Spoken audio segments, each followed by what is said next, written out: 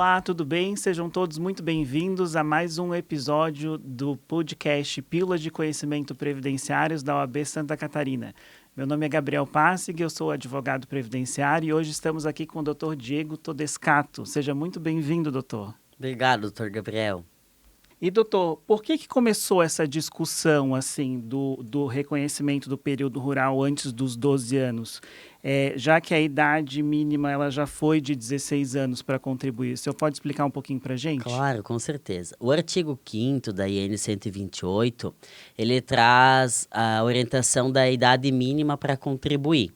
Então, nós já tivemos a idade mínima de 16 anos, de 14 anos, de 12 anos... E durante um período, a idade mínima, então, era de 12 anos. Por conta disso, a Defensoria Pública da União protocolou uma ação civil pública no Rio Grande do Sul, que todo mundo, acredito que saiba sobre essa ação civil pública, foi julgada pelo TRF4.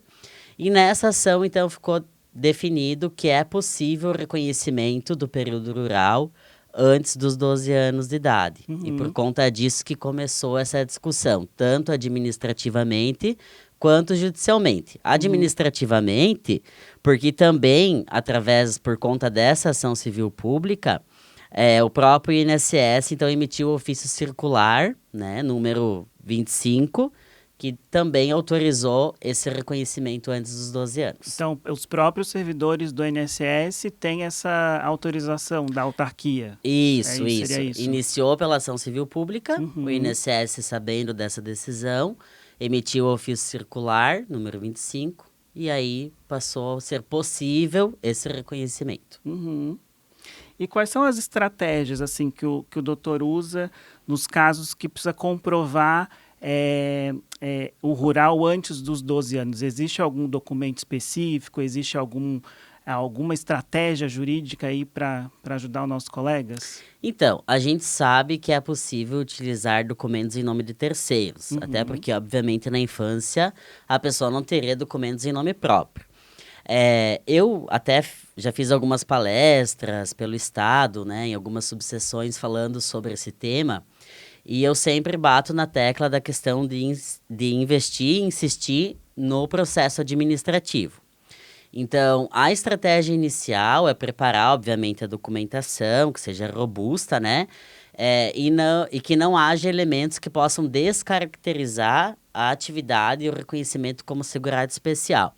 Como, por exemplo, eu vou utilizar documentos em nome do pai do meu cliente, mas o pai do meu cliente não pode ter vínculo urbano naquele período, Então, a gente não pode ter elementos que venham descaracterizar.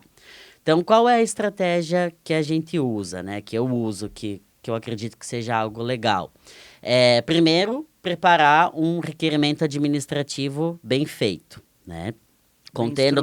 bem instruído, contendo toda a documentação, fazendo ali uma petição, com os pedidos. E nesses pedidos, eu vou delimitar bem certinho o tempo que eu entendo que é possível esse reconhecimento.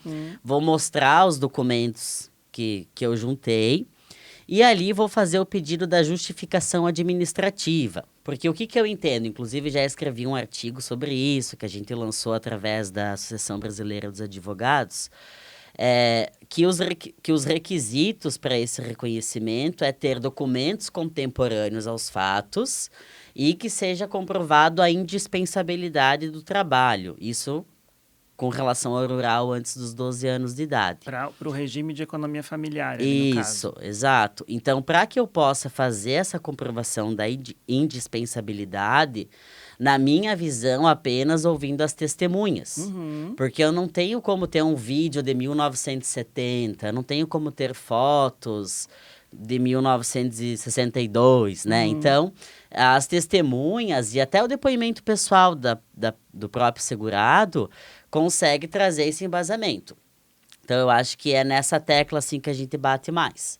E aí, então, eu vou fazer o requerimento, vou fazer esse pedido da justificação administrativa, que o INSS, em tese, nem analisa nesse primeiro requerimento. E com a negativa, que provavelmente virá, não em todo caso, Pode vir. Então, eu invisto no recurso ordinário, que vai ser julgado por uma das juntas de recursos. Que é o CRPS. Isso, que é a junta de recurso que faz parte do CRPS.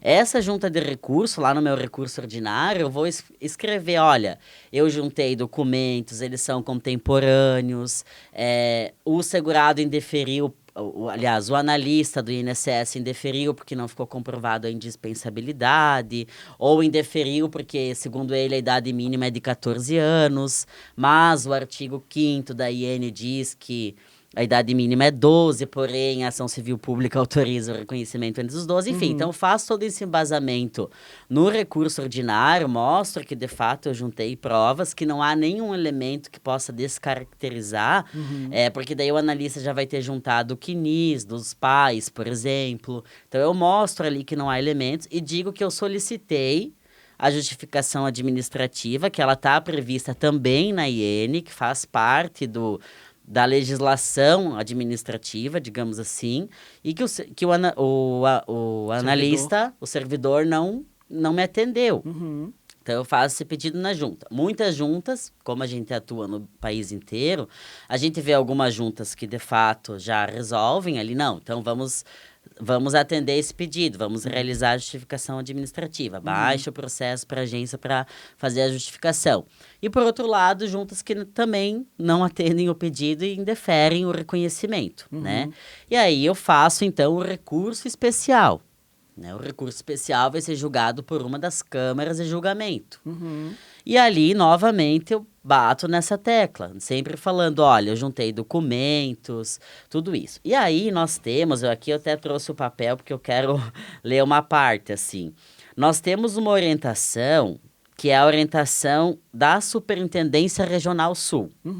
Então, como aqui em Santa Catarina nós estamos, né, embaixo dessa superintendência, digamos assim, eu gosto de citar essa orientação, porque, veja, não é mais a minha visão como advogado, não é mais a visão do meu cliente, que, claro, que quer esse reconhecimento, mas sim é um entendimento do INSS. Do próprio INSS. Né? Então, por mais que o servidor não vai prestar atenção, a junta não vai prestar atenção, a Câmara também não vai dar um valor sobre essa orientação.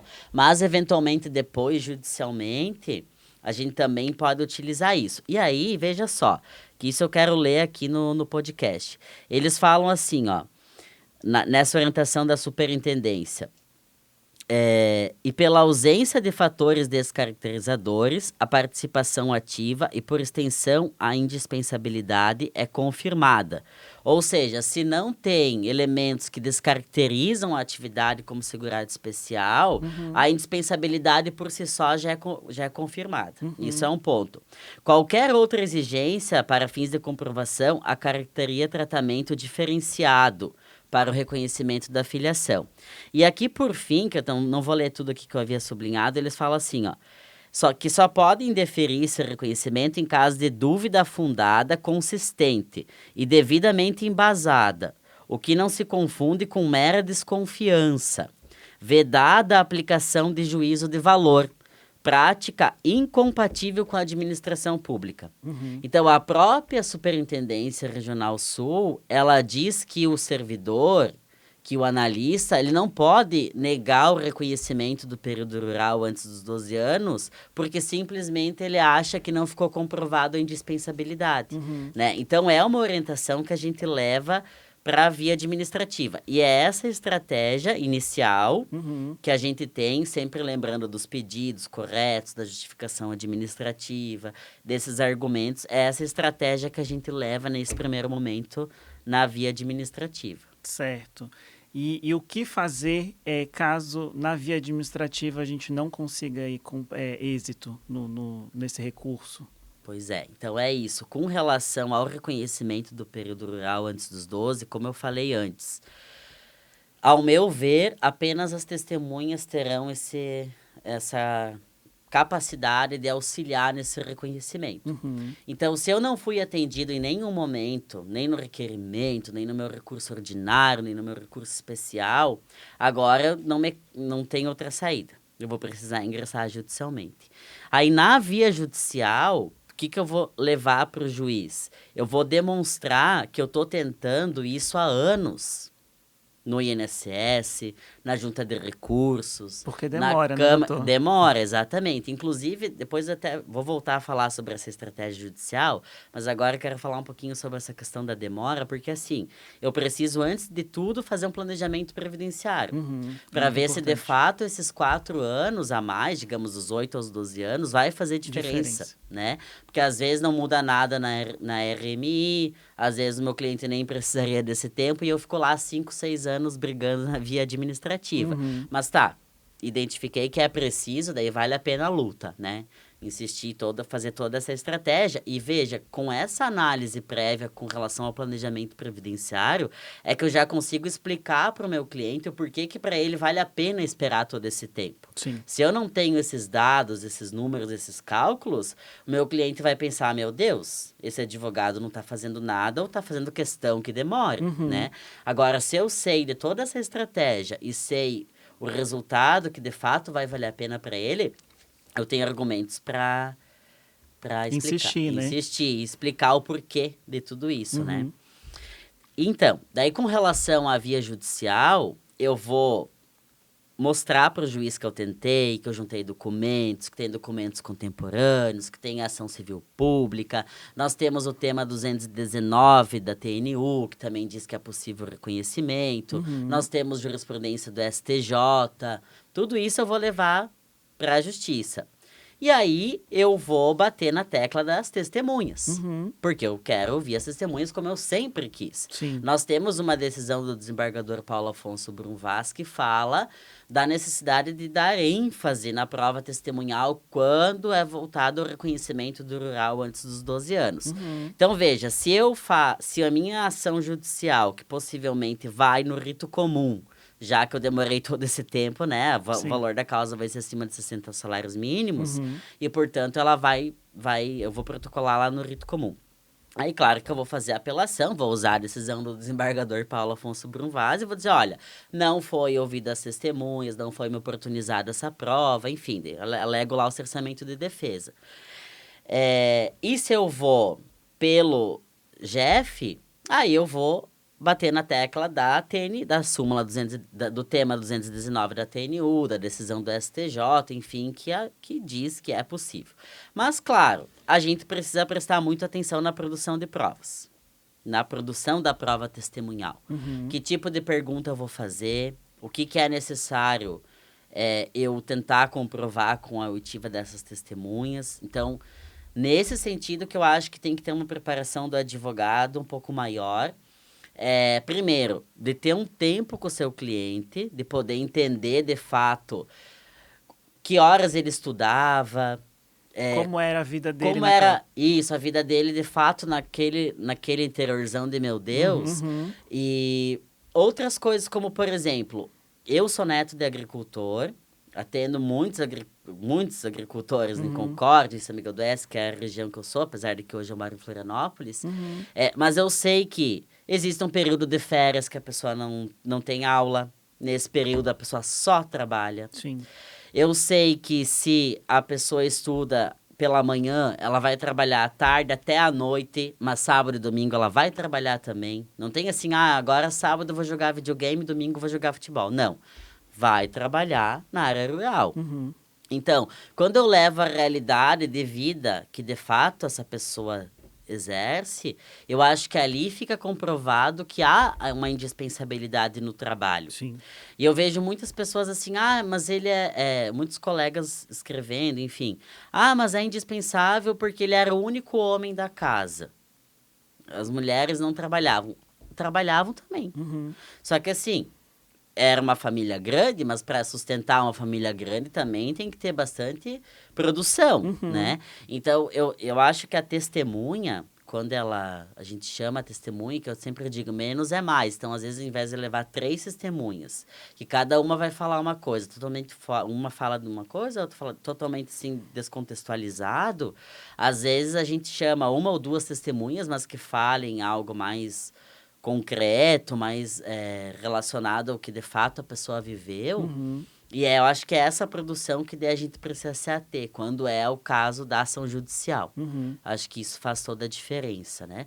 E aí, claro, eu vejo, por exemplo, a professora Jane, lá do Rio Grande do Sul, isso, que todo mundo tem ela como rainha do a rural. rainha do rural, Ela falou esses dias novamente lá no Instagram sobre isso, assim, a dificuldade, por quê? Porque tem provas, tem testemunhas, tem tudo, e mesmo assim o juiz não reconhece, né? E aí, claro, vai do advogado não desistir. Sim. Né, interpor recurso e lutar bravamente, porque de fato essa pessoa tem direito. E por outro lado, o segurado, a segurada tem que ter consciência que não é algo tão simples assim, que não é só protocolar e colocar lá o documento que vai ser reconhecido. E entender esse processo. Porque eu vejo que muitas vezes o cliente começa a te pressionar tanto. Ah, mas eu quero minha aposentadoria, mas assim, você não tem direito, você não tem tempo de contribuição. Então, se você deseja concessão, tenha paciência para enfrentar o processo. Desculpa, doutor, Não, mas claro. por isso a importância do advogado especialista em direito previdenciário, para ele analisar de fato todos esses direitos e o que a gente pode fazer para melhorar a vida do segurado, né? Para ele receber mais ou receber uma aposentadoria melhor, enfim. Exatamente. Eu acho que esses argumentos, esse conhecimento é que faz a diferença, assim. Tanto para o advogado mostrar o seu trabalho, quanto para o cliente ter uma aposentadoria melhor. Né? E aí, claro que a gente tem até, por exemplo, a possibilidade da revisão da aposentadoria, né? Que já foi até reconhecida pelo Tribunal Regional Federal da 4ª Região. Mas como o nosso tempo é curto, a gente não precisa falar tanto disso, mas enfim, mesmo os argumentos, tudo, né? É necessário iniciar um novo processo no INSS, mas é uma possibilidade e eu acho que a gente tem que se unir e lutar por isso. Mas a classe precisa se preparar para a gente não criar jurisprudências negativas que possam atrapalhar depois todo mundo, né? Exatamente. Então, doutor, muito obrigado por ter vindo aqui contar um pouquinho para a gente sobre esse tema que é tão controverso ainda, né, na jurisprudência e que com certeza faz toda a diferença lá naquele benefício daquele segurado que trabalhou, às vezes, desde os 6, 7, 8 anos de idade. Muito obrigado por ter vindo aqui. Volte mais vezes, por favor. Então, fiquem ligados aí para o próximo episódio do nosso podcast Pílulas de Conhecimento Previdenciário aqui da OAB de Santa Catarina. Um Obrigado, abraço, pessoal. E até mais. Até mais.